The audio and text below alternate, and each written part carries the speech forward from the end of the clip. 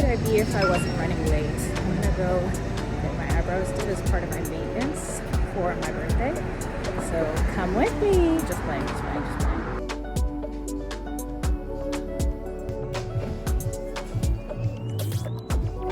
You'd go with your family? Yeah. No longer looking like a werewolf. She does such a good job. There used to be a black esthetician there that I used to go to for years, and then she just poof kaput left. And this one's leaving too. I'm so sad. I've got about 15 minutes to spare, but I just wanted to quickly show you the setup that I have for tonight's meeting. We've got my camera set up over here. I didn't want to use my regular camera because it usually clonks out after about an hour and a half, and this meeting is a little over 2 hours.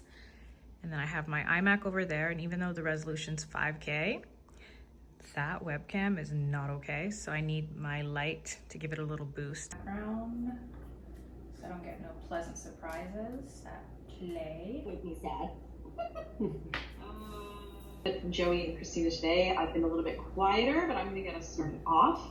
I am a features facilitator who runs the cohort on Monday and Wednesday. I'm blind, so every time I do a visual description, I'm like, wait, what do I look like? I'm a white lady with, I'm not wearing glasses today, with shoulder length, just under shoulder length, long, light brown hair. I'm wearing pink over the ears headphones. Sometimes I say they're my Princess Leia headphones. Engage with some other disabled folks that Joey, Jess, and I hold in high esteem, to be able to learn from their expertise and their experiences, understanding that to be a disabled person in society doing things takes many shapes and forms. It doesn't look or feel or sound in any consistent way, and that's a beautiful and brilliant thing about being in the disability community. I'm so excited for today. We always look forward to this guest speaker day. It's so fun. I will let everybody introduce themselves, but I will start by passing it to Alicia to introduce yourself. Hey everyone, good evening. My name is Alicia, and for the last 15 years, I have devoted my school, work, and playtime to being a disability advocate, and by that I mean wherever I show up as my full self. So before I get into that, my VI reference is I am a Black woman. My hair is about, mid-back length. I'm wearing a knit white sweater with buttons down the middle, and I think that's pretty much it. As a disability advocate, what I do through both content creation and as an accessibility consultant is work with companies, organizations, and brands to not only increase awareness, but bridge the gap of what it means to be disabled. Wherever you go, you show up as your full self, and you're willing and open to present yourself as you are so that you pay it forward to other people. Because when we live these experiences, it's not just what's happening to us, it's every other person that has similar diseases to us or similar experiences to us. So whether I'm creating content or working with companies, I'm always trying to think about what the future can look like in all senses of the word if we're able to further develop better initiatives and sometimes better technology, because I work with quite a few tech companies, to further advance programming functions, just daily living. Hi everybody, it's Carmen speaking. I am a white man. I have olive skin and black hair. It says that there's a couple white hairs, but I can't confirm or deny because I'm visually impaired. I work with museums. Sometimes I go on tour with my projects. I do performances, installations, curating. I'm working on a big show at the Museum of Vancouver right now. Hi everyone, my name's Sarah Gemma. I'm a Black woman with a hijab on my head, a headscarf. It's brown. I'm wearing like a blue fleece sweater. I'm wearing glasses, and yeah, I'm excited to be here. I was the co-founder and executive director of the Disability Justice Network of Ontario, and now I'm out in BC to start up the Disability Justice Network of BC. And for about 2 years, I served as the independent member of provincial parliament representing Hamilton Centre, so as a politician. Hello. My name is Jack Hawk. I use he, him pronouns. For a little bit of visual description, I am a white passing mixed indigenous person. I'm kind of coming into my winter coat, I would say. Different facets of me that are masculine and some that are feminine. There's kind of a mirage going on. I have long hair. And so, yeah, I consider my work to have three major facets: accessibility, art, and astrology, because I think that art is one of the most powerful ways we as a culture tell our story, and who gets left out of those stories dictates everything about our future. I was a gallery manager for a while also doing political action through student unions. It's Luke. Oh, hey Luke. There we go. I'm like zoomed in all the way. If you saw my screen now, you'd be like, whoa, it's like a billboard. Perfect. Out with a question. Hi Alicia. She told me she's known you for a long time and that you were amazing. So I just wanted to give you a shout out there.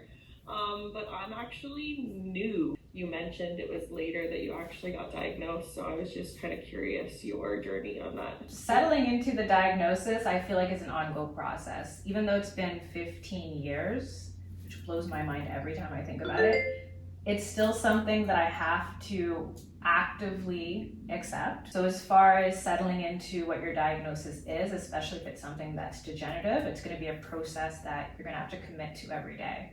And like I said, commitment doesn't necessarily mean, all right, I'm okay with it, I fully embraced it. It means some days you're going to feel like you fully embraced it and it almost feels like a superpower because you're acknowledging that there's actually things that you can do that you weren't able to do. Whether it's skills that you've worked harder on because you've had to, or it's weaknesses that you've acknowledged that you wouldn't have had to. You might think that in your teens like myself, or in your 20s or your 30s or 40s when you're diagnosed with something, you have more of a grasp of who you are. And then that can kind of set the foundation for what your life is going to be. But as time goes on, you realize that what a disability tends to do is disable, hence why it's called a disability. And when we put so much stock in what we think we're capable of doing or who we think we are, it does start to feel a little unstable. Insecurities do come up from that. So I would say giving yourself grace. I know it's very cliche, but it's cliche for a reason. It's something I have to tell myself at least once a week. Being willing to accept the ebbs and flows. Take your time with yourself, because when you get into that mindset of, I shouldn't be going through this, or I'm old enough that I should be able to handle this, that's when you start to add a layer on top of everything. And it makes it that much more difficult to actually work on the core issue, which is accepting yourself with this new experience of life. Thank you so much. It gives me some insight on where to go next and insight on yourself. So thanks for coming. Appreciate you being here. Can you explain more about your diagnosis? What makes a difference? Like, how do you navigate yourself before you got diagnosed and what was after? I'll start with the second question first. At first, to be honest, I was like, no, this is not real. I don't know what this is. I've never heard of STARS before, and no, just no. So for honestly 2 solid years, I didn't even really accept my diagnosis. So when you think of what you see out of the corner of your eye, you see people, you see spaces, you see light, you see dark, you see depth, but you can't see detail. So you can't tell who's coming up to you, but you know someone is. You can't read a book, but you know a book is over there. So that's how I operate with everything in the world. And I think part of having an invisible disability is that people won't know until you tell them. Not comfortable, don't do it. But personally for me, I finding it empowering to tell people that I had Stargardt disease for 15 years, or to tell them I have cone rod dystrophy now, because then people can try to figure out whether they want to get their Google search on or check ChatGPT or ask me and get an idea of what I go through. Cone rod dystrophy is very similar.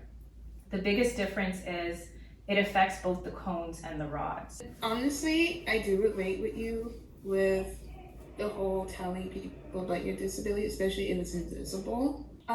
Thank you so much. My name is Sam. Hi, Sorry, Sam. I had my hand up. I just wanted to say, first of all, I really liked what you said about how some of our uniqueness can come from the fact that we have skills that we had to work harder on. I never really considered that, and I thought that was really mind-boggling. Also, kind of have two questions wrapped into one. Around your change in diagnosis. And I guess I very much relate to what you just said around like sometimes there's power in saying like, yeah, this is what it is. I just got diagnosed officially over the summer. I guess did you know leading up to that second DNA test or those further DNA tests that there was a possibility that it might not be the case, or was there kind of like a sense of like what was the feeling, I guess? How did you feel about the DNA testing in general? Because I think there's like it's very hard to get done in Canada in general, and so like do you feel that distinction is worth it? Does that make sense? It makes perfect sense. Before I actually answer anything about me, I just want to take a second and say thank you for sharing with me, because I know sometimes it's hard, especially when you're newly diagnosed, to say this is what it is. So I just wanted to give you some praise because I think it's very brave and empowering for you to share that with me.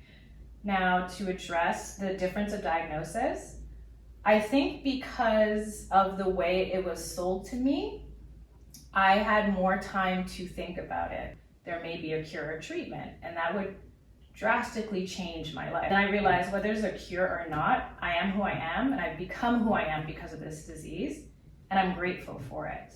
So going forward, whatever comes from this, I have a different way of seeing things in all senses of the term because of this experience.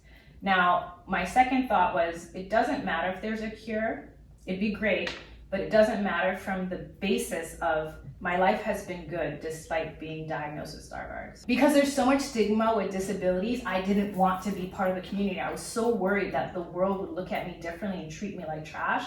I didn't want to fall under that group, and I think that's why I'm so passionate now. Alicia, hello, welcome to our group. How's everyone doing? Oh, you're still muted. Oh! Just, How's everyone doing tonight? Good. Pretty good. How are you doing? I am good. I'm very grateful and blessed to be here. I just wanted to let you know that you're very beautiful. And like black really don't talk.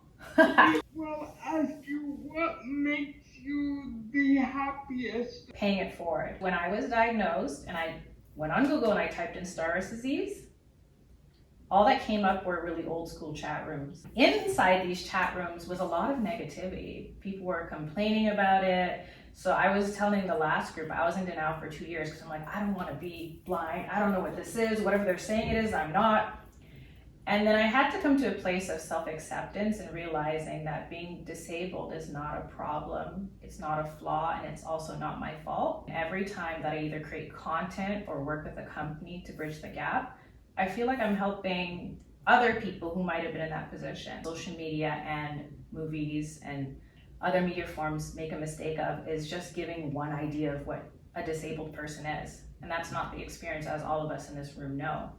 So when we have the ability to speak out and say, actually, it's more like this, and some days it's like this, and I'm still getting used to it, it allows other people to become familiarized with the situation and thus help us. Theo, and then we'll go Liam. Okay. This is Theo speaking. Hi, Theo. Hello, it's nice to meet you. Nice to meet My you too. question is, do you have any tips or advice for coming into your disabled identity? Because I am still in the phase where I'm like, am I disabled? How do I accept this? Like just anything that you wish you knew when you were 19, because I'm actually 19 right now. And in that same stage of life. To take it in small moments. I hate when people say take it day by day, because sometimes day by day is too much. Small moments means that moment by moment, you're checking in with yourself. If you have 30 seconds to let your mind drift and just think about it and identify, what does this feel like? They say that I'm disabled, and if I ask a specialist or I ask someone who might be going through the same thing, they're telling me it's this, but what is it really for me? Able to advocate for yourself and speak up. You can change not the fact that it's hard to be disabled, but each day you can find a small way to manage it better. Being open and flexible. Because if you're so rigid to seeing only what you've been told or what you think your life can be, that is all that it can be. But know that you're 19, and as much as this may limit you, it's not going to stop you. I love that. Thank you so much. I also have a visual impairment, so I do understand the perspective that you speak of. Do you do any like social media advocacy to make it more accessible? I'll either do website audits or app reviews. Good morning, happy Halloween. It is treacherous out there, wreaking havoc on my hair, and my flat iron is still broken. I ordered one online since they no longer sell them in store, but I also ordered online to pick up in store, and good thing I did. When I went yesterday to get color matched, deserted. Today, pandemonium. So luckily the lady right at the front, the greeter, was able to scan my phone and bring my bag to me instead of me having to deal with all the shenanigans in there. I got a face wash since the one that I've been holding on for dear life, Grown Alchemist, is not sold here anymore. And I also literally used the last drop in the shower this morning. I got some more Sephora cotton wipes. These are the truth. They're so soft and huge too. I cut them in half diagonally since the only time I use these is when I take off foundation. And as you know, I only use foundation to film or on occasion, like literally special occasions IRL. I got the K18. This is the clarifying shampoo. Been needing this since, I don't know what it is with the curl products I've been using lately, but they have not been setting me up for success when it comes to my silk press. I think my hair wouldn't have poofed as bad had I been able to start from scratch. Last and not least, this is like the essentials pack here. Everything is so reasonable. This is the Way Body Scrub. I fell in love with this when I got it as a mini in a set this time last year, and I just thought, why didn't I just get the full size? That is a thing about some of these holiday sets. You think you're saving money, it's a good deal if you want to try something, but when you really fall in love, it's always the product that's the smallest. Or when they give you all these colors that nobody is going to actually wear in real life, but there's one color that's really pretty for a good price. Yeah, you know what I'm talking about. I feel like some of those sets are more of scams. Let's just say. This, alongside the scalp serum that I first tried, 2 or 3 years ago, is the truth. These are my holy grail. I think I would have learned from AliExpress the last time, but no. I decided to place an order. Last week when this arrived, I was so disappointed because it does not look as packaged. Who would get this two-tone moment in 2025? It's giving the iPhone 6, okay?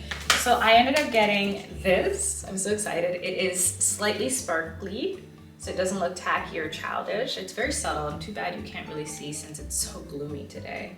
I hope it gets better so that so many scam messages. Gosh. I hope it gets better for the kids that are trick-or-treating because I feel like Halloween's for the kids, right? Anyway, I also got this peachy color. I thought it was pretty and something different since I've never done peach before. Considering that there's so much glitches with this software, I should do a sit-down video. The platform is the least of my complaints. The camera is really good though, so the platform, it actually heats up. So the platform's there so the cooling system can, no. My phone still heats up when I'm using it, so I don't know if it's just me being visually impaired and zooming into everything, or if you're experiencing it too, but let me know. Next time you'll see me will be after I've done a day's work and we get these nails figured out. It is my month appointment. I try to go only once a month since they say those UV lamps are not good. I'll bring you along, so I'll see you in a bit. But first, I am hungry and I got a lot of work to do. Here we go. Run fast from a day job, running fast from the way it was. Jump quick to a paycheck, running back to the strip club. I'm never going back, never going back. No, you can't make me. Never going back, never going back. They never take me. I made enough of petty dudes. I put enough of news. I had a thing for dirty shoes since I was 10. Love dirty men are like, ooh, better day than cash.